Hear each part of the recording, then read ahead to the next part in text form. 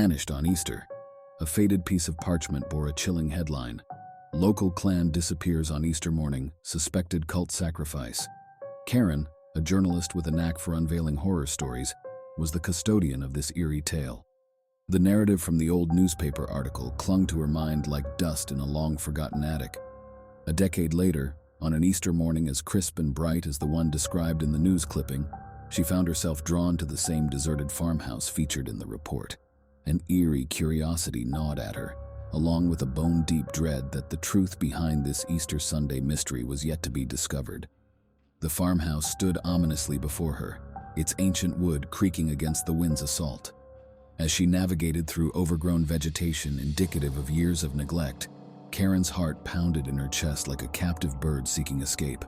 The atmosphere was thick with tension, and despite her best efforts, she couldn't shake off the unsettling feeling of being watched. With a clenched jaw and resolve shining in her eyes, she forced open the stubborn door, only to be greeted by an overwhelming stench of decay. Dust particles floated lazily in the faint light seeping through cracked windows, casting spectral shadows across an empty room.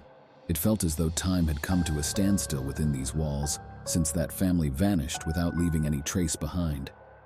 Driven further into this crumbling monument to lost lives, Karen found herself drawn towards a staircase leading down into pitch-black darkness.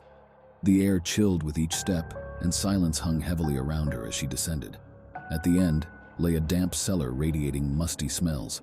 Shelves held jars filled with unrecognizable substances, and rusty tools glinted ominously under dim light. Aged, leather-bound books sat lined up neatly, their pages reflecting the same yellowish tint as that haunting newspaper article. But it was an altar that caught her eye, a macabre arrangement of stone and bone, decorated with symbols she couldn't comprehend. As she neared this disturbing focal point, an icy chill ran down her spine. An unseen entity seemed to fill the room, wrapping around her and tightening its hold with each passing moment. Then, from the inky darkness emerged a figure draped in ragged robes, its face obscured by shadow. "You're trespassing," it murmured in a voice that reverberated off the damp cellar walls. "This place is ours now." A surge of terror washed over Karen as she realized she'd stumbled upon something far more malevolent than she'd anticipated. The farmhouse wasn't just an abandoned relic. It was a portal to something ancient and evil, something hungry for souls to satiate its unending hunger. Overcome with fear, she turned to flee, her heart pulsating in rhythm with the drumbeat of dread pounding in her ears. But escape was no longer an option. The figure advanced swiftly, materializing out of the dim light like smoke billowing in twilight's gloom. Its touch was as cold as winter wind, mortality's icy grip wrapping around her. A force as relentless as the pull of a moonless tide seized her, drawing her into an abyss so deep that even hope seemed to vanish within it.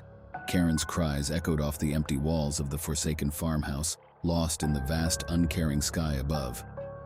The cause of her distress on this Easter Sunday remains unknown, buried deep within the earth, ready to ensnare another innocent victim who unwittingly steps into its malevolent grasp. As time blurs and days meld into weeks, her disappearance goes unremarked by those outside this isolated sphere. At the Daily Prophet, where Karen works, however, her absence is keenly felt. Her desk sits untouched amidst the bustling office activity, an unsettling emptiness that prompts questions. Whispers circulate about her obsession with a case involving a missing family, and speculation grows that she may have suffered a similar fate.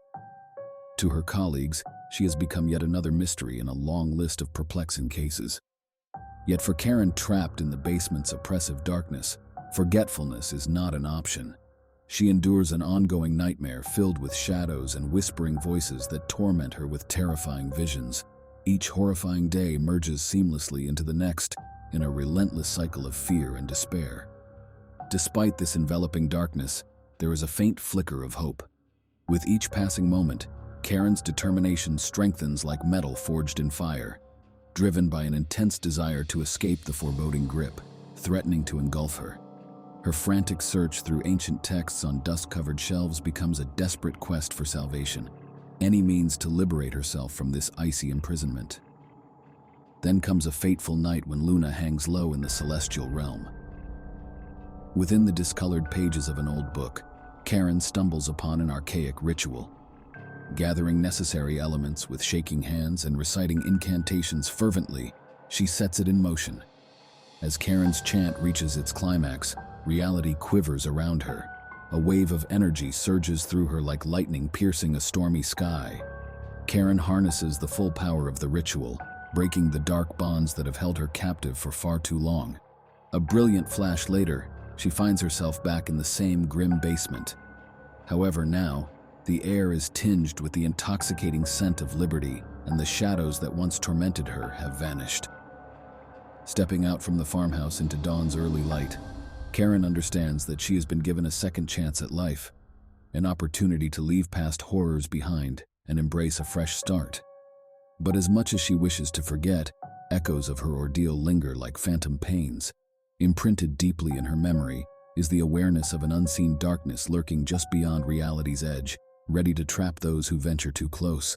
And a horrifying realization sends shivers down her spine.